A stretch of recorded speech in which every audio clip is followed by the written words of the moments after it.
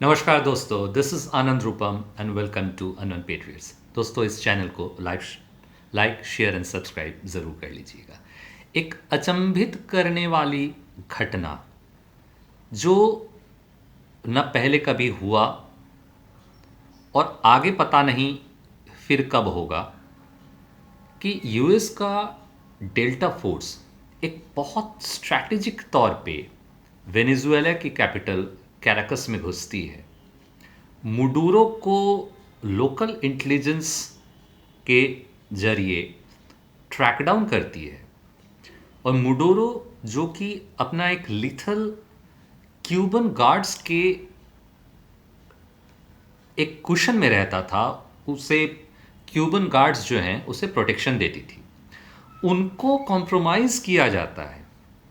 वो गार्ड्स मुडोरो को बचाने नहीं आते हैं। कैराकस शहर को पूरा ब्लैकआउट कर दिया जाता है और उसके बाद डेल्टा फोर्सेस उतरती है।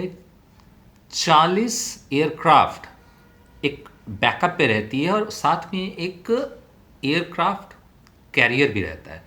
पूरा वहाँ का इलेक्ट्रॉनिक जो टेलीकम्युनिकेशन है कैराकस का, उसे जैम कर दिया जाता है। सिग्नल इंटेलिजेंस का एक बेहतरीन नमूना देते हुए एक क्लिंचिंग, एक परफेक्ट एक ऑपरेशन अमेरिका करता है, मुडोरो को उठा के चला आता है। ये हुआ कि डेल्टा फोर्स का स्ट्रेटेजिक जो एक मास्टरपीस था, ये एक पार्ट हो गया।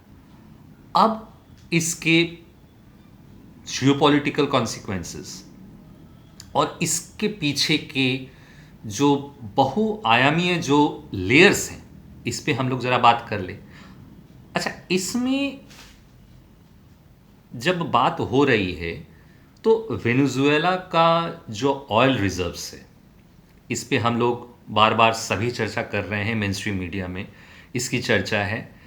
ट्रंप ने बोल रखा था, उसका ट्रंप जब पहली बार सत्ता में आया था तभी उसके टेम्पलेट में था कि वेनेजुएला और इवन कि पूरा जो लैटिन अमेरिका है वो यूएस का बैकयार्ड है और पूरा जो गेम है, पूरा जियोपॉलिटिकल गेम जो है यूएस के बैकयार्ड का, लैटिनो का, वो यूएस खेलेगी और उसको पूरे वेस्टर्न हेमिस्फीयर का उसको कंट्रोल चाहिए। ये जो खाका था, ये ट्रंप ने बहुत पहले ही क्लियर कर दिया था। तो ये जो घटना घटी, मुडूरो को वो हटाएगा, इसमें ट्रंप शुरू से बहुत क्लियर था।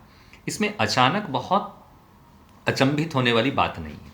लेकिन एक घटना जो बहुत स्ट्रेंज है, इस पे लोगों का ज़्यादा ध्यान जा नहीं रहा है। पिछले सप्ताह लास्ट वीकेंड सैटरडे को 2 कैरियर फ्लाइट्स उड़ती है, एक ही समय पे लैंड करती है। एक बीजिंग से उड़ती है, दूसरा मॉस्को से। कैराकस में रात के अंधेरे में उतर के वेनेजुएला का 870 टन सिल्वर चोरी छुपे उठा के, ऑफ द रेडर उठा के लेके चली जाती है। तो बड़ा चीज़ों को ज़रा जोड़ के देखने की कोशिश कीजिए कि क्या रशिया और चीन को पहले से पता था। वो इसलिए पता था क्योंकि मुडूरो को घेरने का जो पूरा प्लानिंग है, पूरा जो नॉर्थ ऑफ वेनेजुएला है, पूरा जो जितने भी लैटिन स्टेट्स हैं, वहाँ पे स्पेशल फोर्सेस, उनका नेवल ब्लॉकेड वो पहले से चालू हो चुका था। 2 महीने से इनकी एक्सरसाइज चल रही थी। इसलिए चोरी छुपे चीन और रशिया ने वहाँ का सिल्वर उठा लिया, वाई सिल्वर। यहाँ पे एक आर्गुमेंट कुछ लोग दे रहे हैं कि क्या सिल्वर के कारण जो है अचानक अटैक किया। तो अचानक अटैक एक दिन में आप प्लान नहीं कर सकते हैं, अटैक वो करता ही, लेकिन सिल्वर का भी एक सिग्निफिकेंस है। कुछ लोग सिल्वर का जो पार्ट है उसको थोड़ा अंडरमाइन करने की कोशिश कर रहे हैं और आर्गुमेंट ये हो रहा है कि 870 टन सिल्वर जो वेनेजुएला से रूस और चीन चोरी छुपे उठा के ले गया, उसका वैल्यू क्या होगा। उसका वैल्यू आज के डेट में लगभग $2.5 बिलियन है। तो आर्गुमेंट ये है कि $2.5 बिलियन से ज़्यादा का तो मुडोरो को उठाने में अमेरिका ने ऑपरेशन कर डाला। बात यहाँ उसके वैल्यू की नहीं है, बात है स्ट्रेटेजिक। सिल्वर अब धीरे धीरे रेयर होता जा रहा है। डिमांड से हर साल प्रोडक्शन जो है सिल्वर का 30% लेस है, हमेशा 30% वो डिफिसिट में जा रहा है। और इधर आरआईसी, रशिया, इंडिया, चाइना, ये 3 कंट्रीज गोल्ड एंड सिल्वर दोनों को ही बहुत स्ट्रैटेजिकली कुछ सालों से एग्रेसिवली वे एक्वायर करते चले जा रहे हैं। आपको पता होगा कि भारत ने पिछले साल 6,000 टन सिल्वर को खरीदा था, जो कि वर्ल्ड का सबसे ज़्यादा था पिछले साल। और भारत और चीन सिल्वर को प्रीमियम पे खरीद रही है। आज $73 पे सिल्वर वेस्टर्न जो कॉमिक्स है, जो लंदन क्लियरिंग हाउस कॉमिक्स, वहाँ पे जो ट्रेडिंग हो रही है, पेपर ट्रेडिंग हो रही है, वो $73 है। लेकिन इंडिया और चीन प्रीमियम देख के $80-85 पे भी लगातार एग्रेसिवली सिल्वर को बाई करते चले जा रहे थे। सिल्वर को जो रशिया, इंडिया, चाइना ने जो इतने एग्रेसिवली एक्वायर किया, कहा जा रहा है कि 40% ऑफ द सिल्वर जो है इन 3 देशों ने वो एक्वायर कर लिया है। और ये लोग अब बेचेंगे नहीं। और इधर चीन और रूस ने सिल्वर के एक्सपोर्ट पे भी बैन लगा दिया है। इसका कारण क्या है?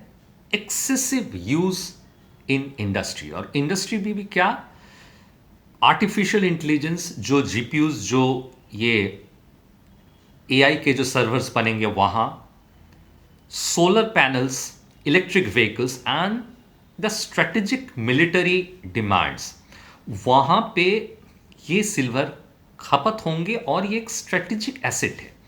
और इधर अमेरिका, लंदन के एक्सचेंजेस में सिल्वर डिप्लीट होती जा रही है। उनके पास सिर्फ पेपर नोट्स हैं, सिल्वर ट्रेड हो रही है, बट उनके पास हार्ड फिजिकल नहीं है। इस चीज़ को समझना बहुत ज़रूरी है। अमेरिका एग्रेसिवली सिल्वर को एक्वायर करना चाह रहा है, लेकिन रशिया, इंडिया, चाइना ने पहले ही सिल्वर को लेके बैठ गए हैं, दबोच के बैठ गए हैं।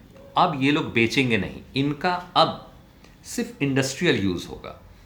हाँ, अमेरिका का मुडोरो को उठाना, उसके पीछे बहुत सारे लेयर्स हैं। इसका जो जियोपॉलिटिकल गेम में ऑयल का एंगल है, इसमें हम लोग आएंगे। लेकिन सिल्वर वाला बात करना इसलिए भी दोस्तों बहुत ज़रूरी था क्योंकि इस बारे में लोग चर्चा ज़्यादा कर नहीं रहे। अमेरिका, इंग्लैंड, जो कॉमिक्स है, लंदन का जो क्लियरिंग हाउस है सिल्वर का, वो खाली है। अमेरिका से आज अब सिल्वर कोई खरीदना जा रहा है तो न्यूयॉर्क क्लियरिंग हाउस एम्प्टी है। और इधर पिछले साल 6,000 टन, उसके भी पिछले साल 7,000 टन। याद कीजिए, गिफ्ट सिटी, अहमदाबाद का जो गिफ्ट सिटी बना था, वहाँ पे सबसे ज़्यादा आज के डेट में सिल्वर के रिजर्व्स को होल्ड करके रखा जा रहा है और इसका इंडस्ट्रियल एप्लीकेशन होगा। ये स्ट्रेटेजिक वॉर है, ये एक हाई टेक कोल्ड वॉर की तरफ हम लोग बढ़ रहे हैं। और इसी तरीके से चीन कॉपर को भी उतने ही तेजी से होल्ड कर रहा है। ये एक एंगल हो गया, इसका एक डेस्परेशन है। तो टाइमलाइन को जरा देखिए कि 1 सप्ताह पहले चीन का और रशिया का कैरियर एयरक्राफ्ट जो है वो वेनेजुएला जाती है, 870 टन सिल्वर उठा के लाती है और उसके बाद इनका अटैक होता है। मैं बार बार कहूँगा कि डायरेक्ट कोरिलेशन नहीं है कि इसके कारण ही अटैक करना पड़ा, लेकिन हाँ, ये कैटलिस्ट हो सकता है। लेकिन अमेरिका फिर भी एक कारण इसमें एक सिल्वर का भी है, इसके अलावा और सारे कारण हैं। इस पे भी ज़रा हम लोग चर्चा कर लेते हैं कि देखिए, मुडोरो के पहले जो प्रेसिडेंट थे वो ही was Hugo Chavez. Hugo Chavez जो आए थे, और ये इस समय वाइस प्रेसिडेंट हुआ करता था, तो ये ह्यूगो सावेज का ही चेला था। ह्यूगो सावेज कम्युनिस्ट माइंड का लीडर था, और ह्यूगो सावेज ने क्या किया था कि जितनी भी अमेरिकन ऑयल कंपनीज वेनेजुएला में थी उनको नेशनलाइज कर देती है और अमेरिकन कंपनीज को बाहर का रास्ता दिखा देती है। तो ह्यूगो सावेज की दुश्मनी तभी से अमेरिका से हो जाती है। उसके बाद Hugo Chavez unfortunately died of cancer at the age of 57। उसके बाद मुडोरो आ जाता है। मुडोरो इस पॉलिसी को और स्ट्रांगली फॉलो करता है और अमेरिका के लिए एक ट्रबल क्रिएट करता है। अब मुडोरो के पीछे में चीन और रूस का एक बहुत बड़ा एक बैकिंग था। वो इसलिए, इसको स्ट्रैटेजिकली समझें कि यूक्रेन में जेलेंस्की को लगा के रूस के बैकयार्ड में अमेरिका ने ट्रबल क्रिएट किया, तो स्ट्रैटेजिकली रूस और चीन ने भी मिलके अमेरिका के बैकयार्ड में मुडोरो के जरिए एक स्ट्रैटेजिक डेप्थ क्रिएट करने का और एक नुइसेंस वैल्यू क्रिएट करने का सेम स्ट्रैटेजी इन लोगों ने अपनाया। इधर मुडोरो क्या कर रहा था, ये लोग जब मुडोरो को उठाते हैं और एक अरेस्ट वारंट लेके जाते हैं कि आपकी जो सरकार है, मुडोरो की जो क्रेडिबिलिटी है इन द गवर्नमेंट वो नहीं है, वो लेजिटिमेट ही नहीं है। उसके बाद उसको उठाते हैं। आरोप ये है कि नारकोटिक्स एंड इलीगल इमिग्रेंट्स, ये मुडोरो जो है इसके पीछे इसका बहुत बड़ा हाथ है, और कहीं तक ये बात सही भी है। अब इस पर डिबेट ये भी होगा, चाहे वो जो भी हो, क्या वेनेजुएला में घुस के अमेरिका का ये करना, ये अपने आप में एक डिबेट है, और अमेरिका के ऐसे करने पे प्रोटेस्ट भी हो रहे हैं। दूसरे तरफ अमेरिका के ऐसे करने पे एक जियोपॉलिटिकल दूसरा गेम भी चालू हो गया है कि कल को चीन भी ताइवान पे अटैक कर सकता है और रशिया यूक्रेन पे और एग्रेसिवली जा सकता है। ये तो एवरीथिंग हैज ए कॉन्सिक्वेंस। तो ये चीज़ है। तो मुडोरो पे चीन और रशिया का बैकिंग था। मुडोरो को बार बार एक लिवरेज की तरह चीन और रशिया यूज़ कर रहा था। और नारकोटिक्स की जो बात है, अगर आप ऑफिशियल लिस्ट में देखेंगे, जो कि नारकोटिक्स से सबसे ज़्यादा ट्रबल लैटिन अमेरिका में, वो स्टार्टिंग फ्रॉम मेक्सिको है।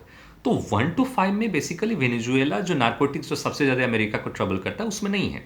लेकिन मुडोरो कहीं ना कहीं एक बैक चैनल से, वो चाइनीज़ जो ब्लैक मनियन उनके कार्टेल के थ्रू एक मुडोरो का हाथ रहा है कि नारकोटिक्स भले ही वेनेजुएलियन सॉयल से डायरेक्टली नारकोटिक्स उतना नहीं होता है, लेकिन इंटेलिजेंस रिपोर्ट ये बताती है कि मुडोरो का इनडायरेक्ट हाथ चीन के थ्रू अमेरिका में नारकोटिक्स भेजने में और ये ट्रबल क्रिएट करने में रहा है। तो ये दोस्तों एक बहुत बड़ा जियोपॉलिटिकल गेम है। और दूसरा, ऐसा नहीं कि चाइना को लॉस नहीं हुआ है, इधर सिल्वर में उसने खेल लिया, लेकिन चीन जैसा करता है हर लैटिन अमेरिकन कंट्री और अफ्रीका में भी कि वेनेजुएला के पास पैसा नहीं था, तो वही वेनेजुएलन डेवलपमेंट के लिए वही चाइनीज़ डेट ट्रैप, और वहाँ पे चीन का भी आज मुडोरो के जाने के बाद आप यूँ समझ लीजिए कि $100 बिलियन का इन्वेस्टमेंट चीन का भी फंस रहा है। तो चीज़ें बड़ी कॉम्प्लेक्स होती चली जा रही है दोस्तों। अब हम लोग आते हैं द फाइनल पॉइंट पे कि इससे हमें क्या सबक लेना है और हमें किन चीज़ों पे सतर्क रहने की ज़रूरत है। वो ये है दोस्तों कि देखिए, वेनेजुएला एक वीक कंट्री है। इस पे ये 3 फ्रंट पे जो अमेरिकन CIA हैं और डीप स्टेट है जो, और ये सत्ता परिवर्तन का जो खेल है इनका पिछले 50-60 साल से जो करते आए हैं, इनका 3 आयाम है। एक सैंक्शन, दूसरा ब्रूट मिलिट्री फोर्स, तीसरा जो सबसे डेंजरस है that is delegitimization of the government. तो सैंक्शन इंडिया पे लगा के देख लिया, वो उल्टा पड़ा। मिलिट्री फोर्स इंडिया पे आप यूज कर ही नहीं सकते हैं, ये आउट ऑफ क्वेश्चन है। थर्ड है डीलेजिटिमाइजेशन। अब बार बार हर जितने भी इंडेक्स रैंकिंग ये सबसे बार बार दिखाना कि इंडिया में एक फैसिस्ट सरकार है, वो राहुल गांधी जैसे लोगों से ये बार बार बुलवाना, और भी जितने भी भाड़े के यूट्यूबर्स हैं उनका एक कार्टेल बना के ये बार बार दिखाना कि मोदी एक फैसिस्ट है, ये गवर्नमेंट की लेजिटिमेसी नहीं है, वोट की चोरी हो गई है। ये जो एक टूल किट का एक पार्ट है, वोट चोरी, और बार बार क्या बांग्लादेश जैसा सत्ता परिवर्तन, नेपाल जैसा सत्ता परिवर्तन, ये लद्दाख का जो वो सीआईए का स्टूज था, वो ये जो खेल बार बार सोनम वांगचुक, ये बार बार इसी टाइप का खेल, एक एक सत्ता परिवर्तन, एक रिजीम चेंज, इस टाइप का बार बार एक नैरेटिव सेट करवाना। बांग्लादेश में यूनुस, आज तारिक रहमान, उसके बाद बांग्लादेश में क्या हो रहा है आप जान ही रहे हैं पाकिस्तान की तरफ से, उसके बाद 0.5 फ्रंट को बहुत ज़बरदस्ती ये लोग और भी तेज़ी से एक्टिवेट करेंगे, और भी बहुत सारे शटल गेम सीआईए आज नहीं तो कल खेलने की कोशिश करेगी। तो ये एक दोस्तों एक ब्रीफ प्रीव्यू था, और इस पे हमारी नज़र बनी रहेगी कि आगे ये जो पूरा जियोपॉलिटिकल गेम है, और इसमें जो सिल्वर वाला जो एंगल है इसको आप कतई नहीं भूलिएगा। ये खेल अब ये आगे और बढ़ेगी। दूसरा, मुडोरो के जाने के बाद वहाँ पे क्या कोई बैकलैश आता है वहाँ, क्योंकि अमेरिका का इतिहास रहा है कि शुरू में मिलिट्री एक्शन से वो लोग जीत लेते हैं, बाद में उनका डिज़ास्टर हो जाता है, चाहे वो अफगानिस्तान हो, वियतनाम हो, ये हम सभी जानते हैं। इन चीज़ों पे हमारी नज़र बनी रहेगी। तब तक दोस्तों, मैं आनंद रूपम आपसे आज्ञा चाहता हूँ। जय हिंद, वंदे मातरम।